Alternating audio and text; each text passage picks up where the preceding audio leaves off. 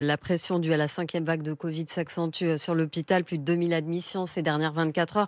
Hausse continue des contaminations, des files d'attente à n'en plus finir devant les centres de dépistage, les laboratoires, les pharmacies et une désorganisation notamment dans les transports. Le gouvernement parle de 15% d'absentéisme. Il y a parfois de fortes perturbations localement, Lucille Pascanet.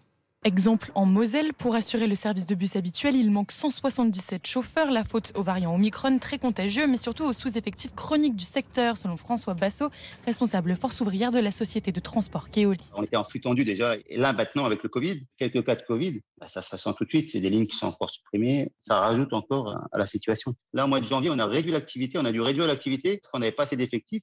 Et si on voulait assurer toutes les lignes, on ne pouvait pas le faire. C'était pas possible. Au niveau ferroviaire, la SNCF n'est pas en état d'alerte nationale et dit tenir le coup. Pourtant, localement, ça coince. C'est le cas dans les Hauts-de-France. Plus d'un train sur 10 était annulé hier, faute de personnel.